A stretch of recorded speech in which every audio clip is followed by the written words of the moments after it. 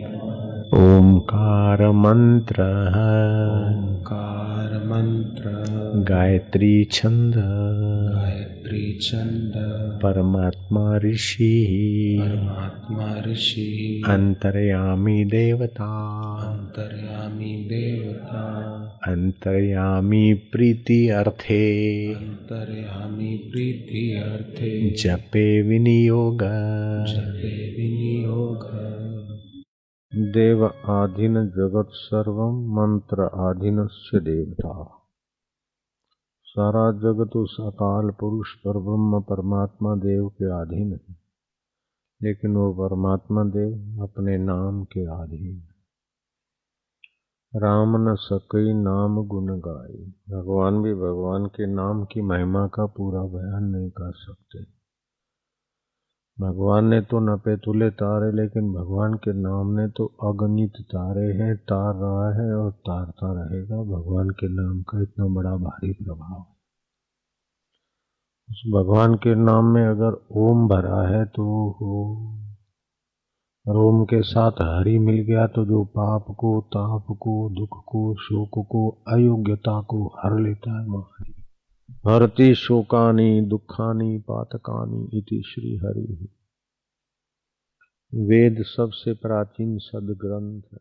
वेद के समान दुनिया में और कोई ग्रंथ था नहीं, है नहीं, हो नहीं सकता। वैदिक संस्कृति अति प्राचीन सनातन संस्कृति मानी जाती है। कई मजहब मत पंथ पैदा हो के कई लीन हो गए। कोई 100 साल जिया, कोई 200 साल, कोई 50 साल, कोई 500 साल, तो कोई 2000 वर्ष, लेकिन फिर विलय हो गया। सनातन संस्कृति अनादिकाल से चली। उस सनातन संस्कृति का ऐसा बड़ा भारी प्रभाव है कि आप अब भी इस समय यही उसका महत्व समझ सकते। मंत्रों में बड़ी भारी शक्ति। एक मंत्र है जिसको निंद्रा नहीं आती, वो अगर जप करने लगे तो कंपोज फाइल लेने वाला उदयपुर का भीमन दास उद्योगपति, नींद नहीं आती थी और इस मंत्र से उसको ऐसी अच्छी नींद आई कि अभी वो 70 साल का बोलता, मैं 70-72 का मजे से सोता हूँ, दीवानों के जैसा काम करता। तो मंत्र आयुष्य में, आरोग्य में, पुष्टि में, बुद्धि में, शुद्धि में, योग्यता में, सब में सहायता करता है मंत्र। मंत्र में 4 बातें होती हैं। जापक की श्रद्धा जितनी दृढ़ हो, श्रद्धा, फिर दूसरा सदचरित्र। नहीं तो ऐसा नहीं कि धर्म के माल नाम पे माल दूसरे का अपने पास, धर्म के नाम पे अपने बेटे बेटी की शादी अच्छी कराना, ये उद्देश्य नीचा है। धर्म के नाम पे धर्म, ईश्वर के नाम पे ईश्वरी, उद्देश्य ऊंचा। हाँ, ऐसे लोग होते हैं उद्देश्य जिनका ऊंचा वे तो गुरु की हृदय गद्दी पर अपना नाम लिखवा लेते। गुरु गोविंद सिंह के ऐसे सिख प्यारे थे।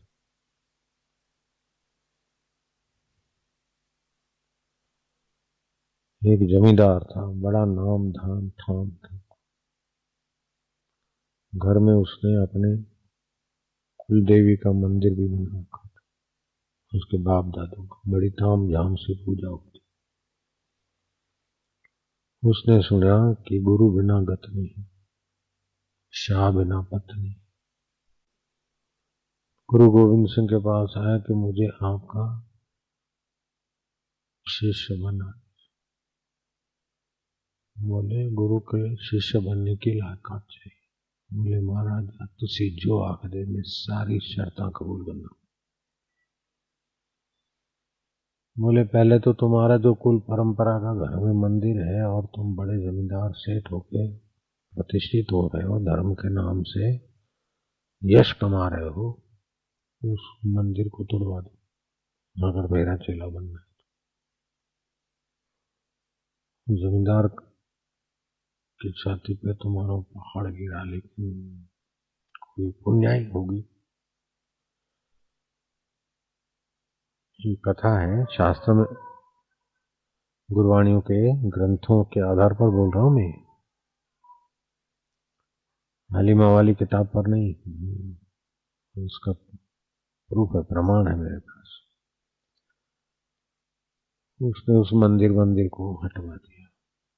बाप रे बाप, जमींदार का जो नाम शान शौकत सारी मिट्टी में मिल गई।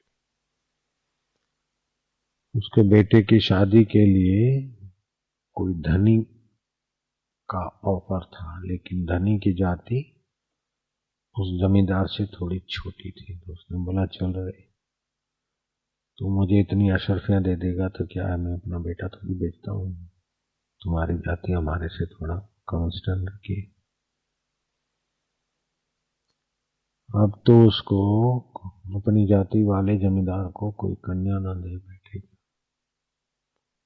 गुरु के पास आते जाते जमीन जागीर पर ध्यान कम हो गया, माल मिलकर धीरे धीरे धीरे धीरे बिखरती गई। लोग बोलते गए कि जब से गुरु गोविंद सिंह के पास गया तो कंगाल होने लग गया, महीने महीने लगे तो लगने लगे। अब तो उसकी जमीन जागीरें तो बिक गई, एक साधारण किसान की स्थिति में भी नहीं रहा। फिर भी गुरु के पास आता, साधन भजन करता, सेवा करता। गोविंद सिंह ने कहा मुझे 1000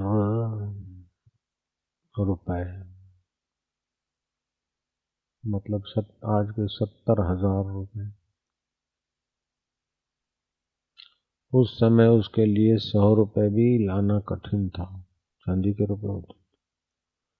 1000 रुपए चाहिए और इतनी अशर्फियां चाहिए। गुरु जी को तो क्या चाहिए, लेकिन देखा कि गुरु को समर्पित हो रहा है, कि गुरु को समर्पित कर रहा है। समर्पित होना कोई बच्चों का काम नहीं, गुरु को समर्पित होना, हाँ ये जमींदार। बाद में तो बड़ा सिद्ध पुरुष बन गया गुरु गोविंद सिंह की कृपा से। तो जहाँ शादी ठुकरा दी थी, अब पैसे तो हैं नहीं तो क्या करें, कि बेटे की शादी उस जमींदार से करा दें जो हल्की जाति। कृष्णा ने अशर्फियां मिलेगी, गुरु जी को देंगे, तो अपने बेटे की शादी नीच जाति में करा दी, गुरु को अशर्फियां देने की। दिन बीते, महीने बीते, अब बहू आई और लोगों ने तो रिश्ते नाते सब काट दिए, मंदिर तोड़वा दिया, जमीन चली गई। नीच जाति में की बहू लाया। उस समय तो जाति पाति का बड़ा था, छूतछात पड़ी थी। और भी समय ने करवट ली। अब तो खेत खली में काम करने के दिन आ गए मजदूर, कहाँ तो बड़ा जमींदार, फिर छोटा जमींदार, फिर जमीनें बिकी, रुपए पैसे भरने, गुरु जी का आज ये भंडारा करवा दो, आज ये करवा दो, सारा अपने को धन से चौपट कर दिया, तन से गुरु के द्वार पे सेवा करते। तो जितना विद्यार्थी आगे बढ़ता है उतनी परीक्षा पेपर अच्छे होते हैं, बड़े होते हैं। केजी के पेपरों से मिडिल के, मिडिल से कॉलेज के, कॉलेज से पीएचडी। गुरुजी ने कहा अब मुझे इतने रुपए और इतनी अशर्फियां और चाहिए। गुरुजी जानते थे उसकी स्थिति नहीं, इधर उधर करके अपना घर का सामान वामान सब बेच बाच के भी वो अशर्फियां रुपए तो नहीं हो सकते थे, लेकिन क्या करे, गुरुजी की सेवा मिली। गुरु की सेवा साधु जाने, गुरु सेवा क्या मुंड पिछाने। उसने अपने पत्नी का जो कुछ पुराने जो कुछ थे गए, बहू को जो मिला था वो सारा का सारा ले दे के, फिर भी थोड़े से रुपए खूट रहे थे, कहीं से भारी ब्याज पे लाके दे दी। मैं रोज दहानगी कमाऊंगा, उसमें से आपको चुकाऊंगा, और मेरी पत्नी भी खेत में काम कर लेगी, क्या फर्क पड़ता है। आखिर महाराज वो पति पत्नी खेत खली में काम करने लगे। गुरु ने देखा कि खेत खली में काम करते हैं और बोले तुम खेत खली में काम करते हो क्या? गुरु जी गुजारा हो जाता। लेकिन इधर तो देर होती है लंगर की सेवा। हाँ तो गुरु जी सुबह 4 बजे से 7 बजे तक लंगर का नाश्ता वास्ता बना के अपना कुछ सेवा करके चले जाते। खेत खली में काम करके आते, फिर शाम की लंगर की सेवा करते।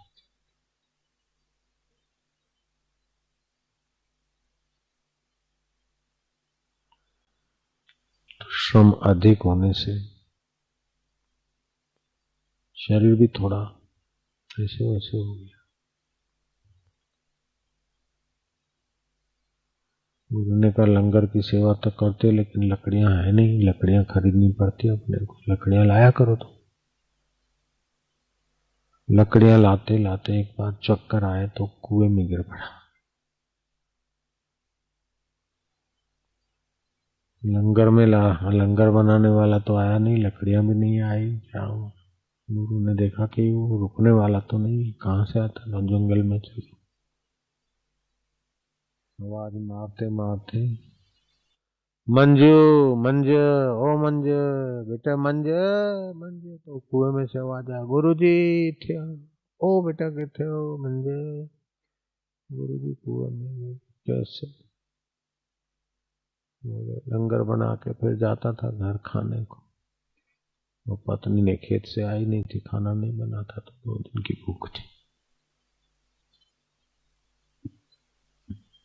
लंगर की सेवा करता था लेकिन खाता था घर का। जयराम जी की।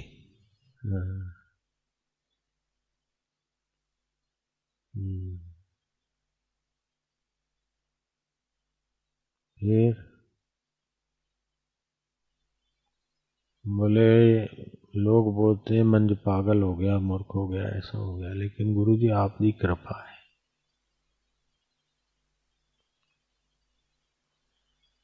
गुरु ने कुछ भगत भेज दिए बिढ़ा चढ़ा के। गुरु जी खिसक गए, बोले मंज अभी भी तू सावधान हो जा। इतना बड़ा जमींदार था, इतनी सी दुकान थी, मंदिर था, गहने गांठे थे, सारे तबाह हो गए।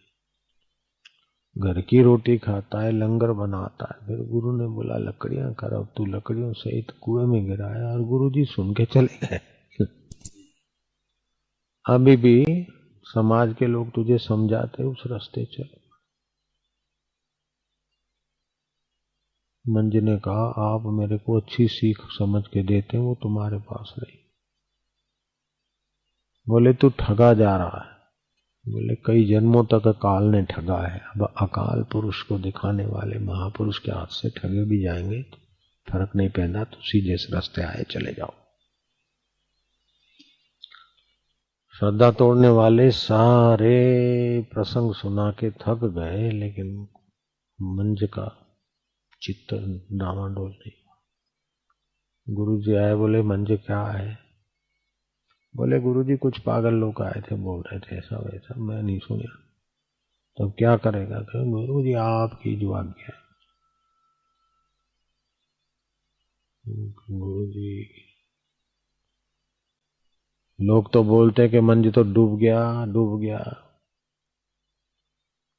गुरु जी मैं लोग बकने दो, बके मैं डूबिया नहीं, मैं तो मेरे सारे संसार सागर से तारने वाले मेरे सतगुरु की ओट पे आऊं, और ये पानी की डुबाना मैनू है, कुएं का पानी की डुबाना है तो छाती तक है।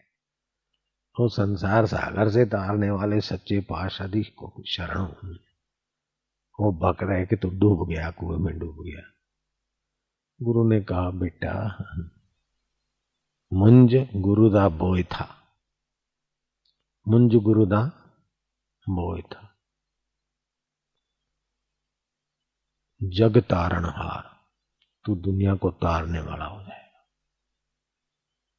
गुरु ने सीढ़ी बीडी मंगवाई, मुंज को बुलवाया बाहर, गले लगाया, मंत्र दीक्षा लेनी है तो मंच से तर जाओगे।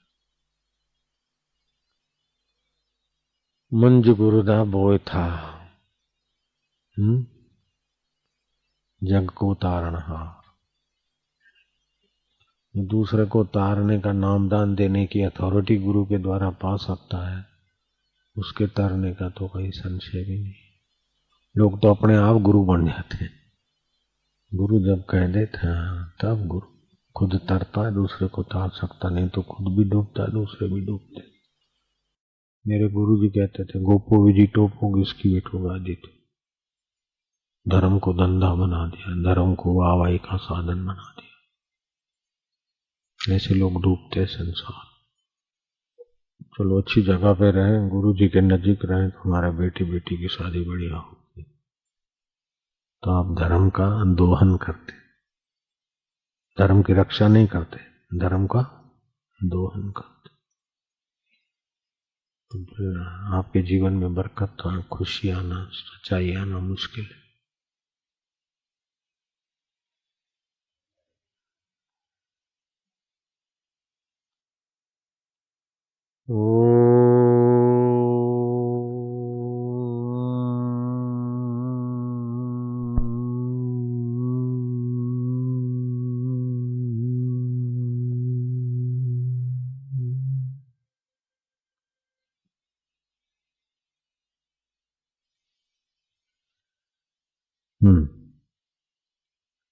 वशिष्ठ जी बोले, हे राम जी, जिस पुरुष से शांति प्राप्त हो उसकी भली प्रकार से सेवा करनी चाहिए, क्योंकि उसका बड़ा उपकार है कि संसार समुद्र से निकाल लेता है। परमात्मा शांति से बढ़कर और कोई सुख त्रिभुवन में नहीं है। परमात्मा शांति धन से बड़ी है, सत्ता से बड़ी है। परमात्मा शांति अष्ट सिद्धियों से बड़ी है, 9 निधियों से बड़ी है। ऐसा करके यूं लोहे को सोना बनाने वाले संतों से मेरी दोस्ती थी। नारायण को लोहा को सोना बना के देखा नहीं, सचमुच में।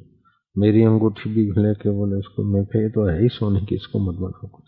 यूं करके सोने का सामान निकाल के ले लिया। ऐसे संतों से मेरा परिचय। लेकिन हम कोई सब छोटी चीजें लगी, परमात्मा शांति के आगे इसको क्या मानना। प्रधानमंत्री पद से भी ऊंची है सोना बनाने की सिद्धि शक्ति। सोना बनाने की और ये रिद्धि सिद्धियों से भी अष्ट सिद्धियां बहुत ऊंची, 9 निधि। उससे भी भगवान का दर्शन ऊंचा है। भगवान के दर्शन से भी भगवत शांति बड़ी चीज है। तो ये भगवत शांति जिन पुरुषों के संपर्क से प्राप्त होती, उनका बड़ा उपकार। भगवत शांति नहीं मिली तो 84 में ही भटके बस। हे जीव शांति और आनंद चाहता, जहाँ भगवत शांति वहाँ आनंद है। जहाँ आनंद और भगवत शांति दोनों एक सिक्के के 2 पहलू। तो राम जी जिनसे शांति प्राप्त हो उनकी भली प्रकार सेवा करनी चाहिए, बड़ा आदर करना। ब्रह्मज्ञानी संग धर्म राज करे सेवा। ब्रह्मज्ञानी का दर्शन बड़े भागी पावे, ब्रह्मज्ञानी को बल बल जा। ब्रह्मज्ञानी महापुरुष के संग से शांति मिलती है, परमात्मा शांति। लेकिन लोगों को कदर नहीं होती, फिर ज्ञानी अपने को समेट लेते, छुपा लेते। लोग घंट घड़ियाले बजाते रहते, किताबें पढ़ते रहते हैं, जलाशयों में नहाते रहते हैं, तीर्थों में नहाते रहते, ठाकुर जी का प्रसाद खाते रहते, और जहां सब गए वहीं खप जाते हैं, अपने आत्मा में नहीं जा पाते।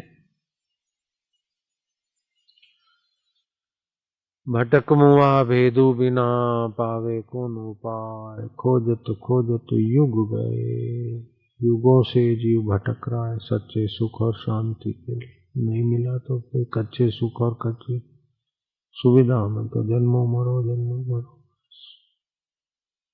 मेरा नाम हो, मेरे चेले हो, मेरा पैसा हो, मेरी इज्जत हो, मेरा अब हो, लेकिन जो जल जाएगा शरीर उसी की इज्जत आबरू और क्या है।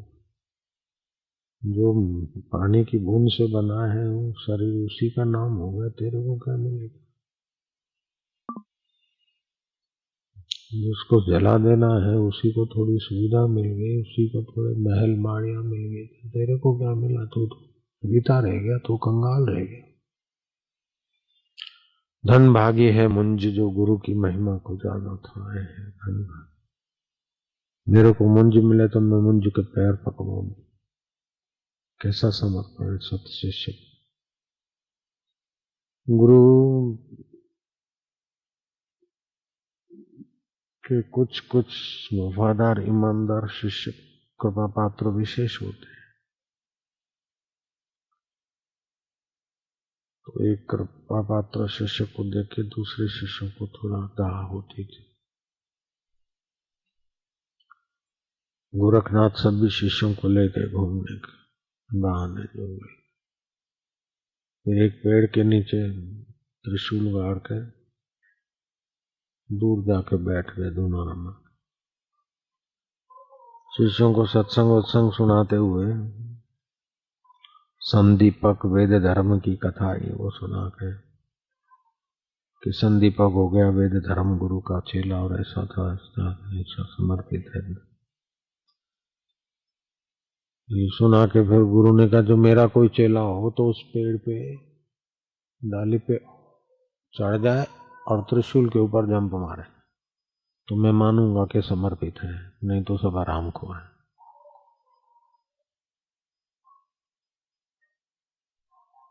तो सब एक दूसरे का मुंह देखने लगे। एक ऐसा था जो सचमुच में समर्पित था, मनी मन गुरुदेव का ध्यान करके पेड़ पे चढ़ गया। दूसरे चेले देखने लगे, गुरु जी देख लो ना, बोले देखो।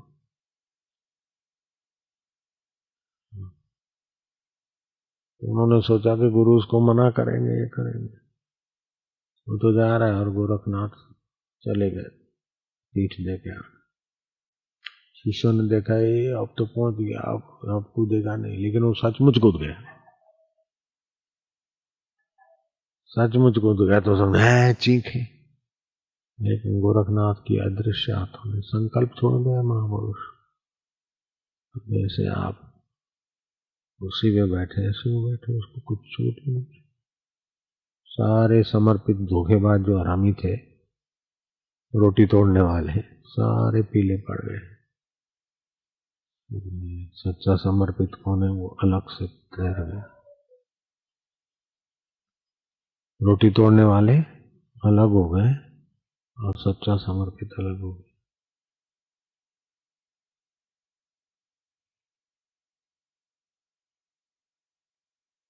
गुरु गोविंद सिंह ने कहा कोई बात नहीं, मेरी इस पर ज्यादा कृपा थी, उसकी योग्यता थी, इसमें पात्रता थी। रहो तुम भी भजन करो, लेकिन जितना हो सके मन की बेईमानी से थोड़ा पिंड छुड़ाओ, चालबाजी नहीं।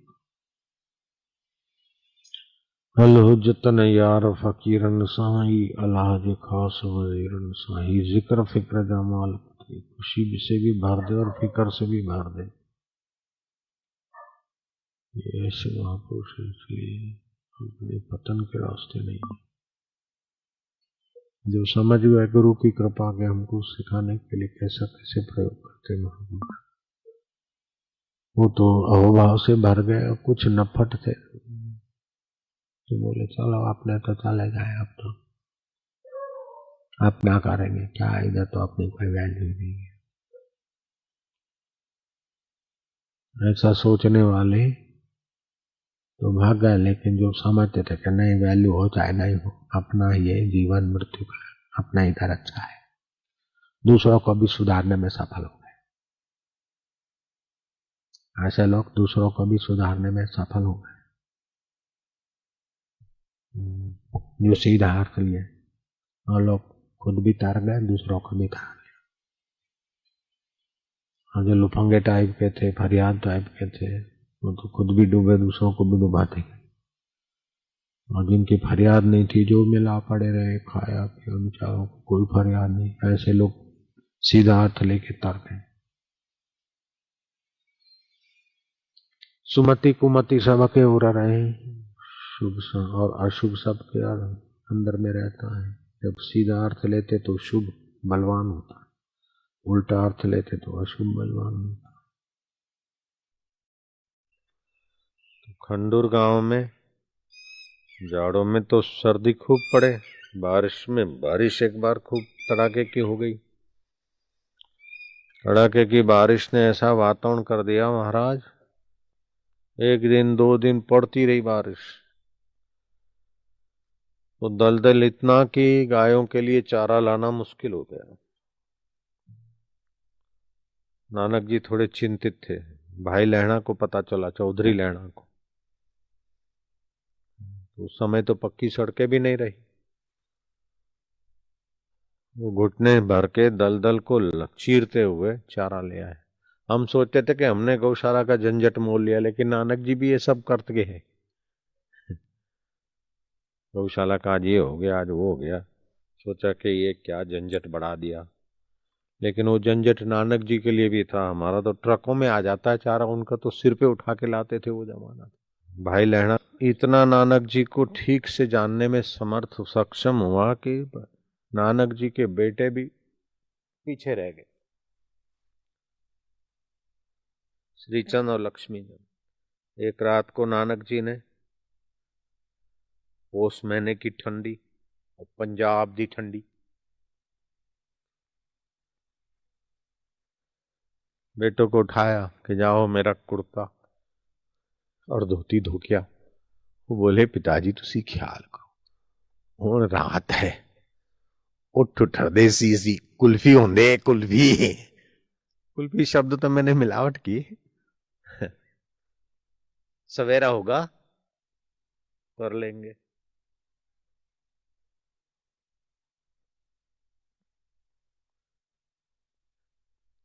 बेटे तो सो गए, लहणा ने सुना, सच्चे पातशाह मैनू दियो। वो गए नदी पे धो धा के आए। भोर होते सूर्य के किरण लगे, सूखे उन्होंने पहना। बेटे आए, बोले लाओ पिताजी वो धो आए। अरे बोले कितने हैं कपड़े? बोले ये हैं। बोले तो साफ है। बोले वो धो के आया, सूख भी गए, पहन लिया। तो भाई लहणा गुरु की सेवा की महिमा जानता था। गुरु की सेवा साधु जाने, गुरु सेवा क्या मुड पिछाने। जो अपना नाम करना चाहते हैं तो समझो देह को सच्चा मान है और ईश्वर आत्मा का गला घोटते हैं। अपना नाम करना चाहते हैं वे लोग न गुरु की सेवा कर सकते न आत्म साक्षात्कार कर सकते हैं।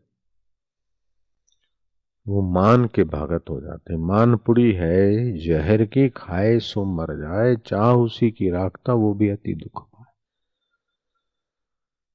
अमानित्व अदाम्भित्वम, आर्जव, हंसते, ब्रह्मचर्य, ये सब सद्गुण चाहिए तब सत्य में बराबर स्थिति होती।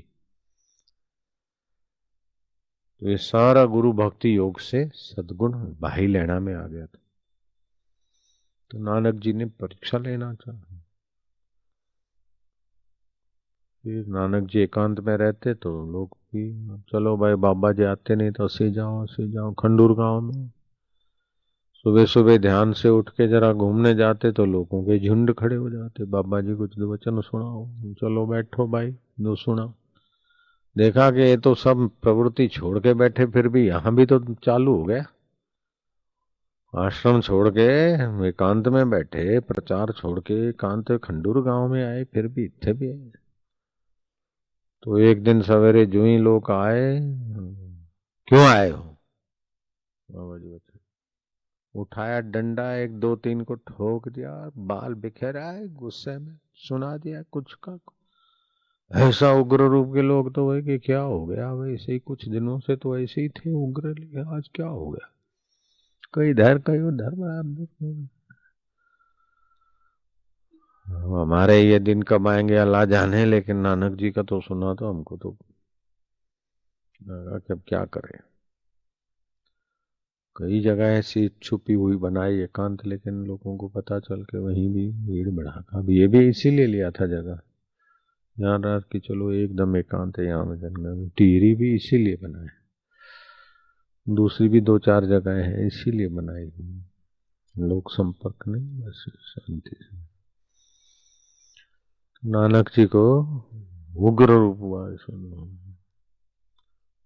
भल भले के छक्के छूट जा भाग, फिर भी कुछ लोग पीछे पीछे लगे, बाल बिखरे हुए, कुछ का कुछ सुनाते हुए, हाथ में डंडा लेके आगे चलते गए नानक के पीछे। फिर उनके बेटे श्रीचंद, लक्ष्मीचंद, भाई लहणा और कुछ लोग लगे, तो चलते चलते चलते कोई गांव, किसी गांव के पहुंचे, दोपहर हो गई, तो जान गए थे कि अभी पीछा नहीं छोड़ा।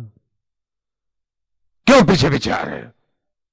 सच्चे बात है, भूख तो लगी होगी। इधर उधर देख, शमशान के तरफ गए तो शमशान में मुर्दा ढका हुआ था।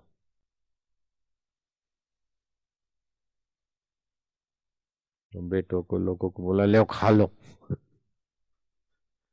खा लो, भूख लगी। तो बाकी के जो थे वो भी बिखरे, लेकिन लैना और श्रीचंद और ये नहीं। श्रीचंद, लक्ष्मीचंद ने जरा मुंह मोड़ के किनारा कर लिया। क्या देखता है, खा ले। सच्चे पातशाह जो हुक्म। इधर उधर देखा, शमशान के पास में जहाँ पानी से हाथ हाथ धोके, सच्चे पातशाह आज्ञा करो, मुर्दे नु पैरों से खावा कि सिर नाल खावा? पैरों से शुरू करा कि सिर से शुरू करा? सच्चे पातशाह तुसी दसो। पैरों से खा ले। सच्चे पातशाह प्रसाद है, ओंकार सतनाम कता पुरख निर्भो निर्वे अकाल मूरत अजूनी से, गुरु प्रसाद, ये गुरु प्रसाद है।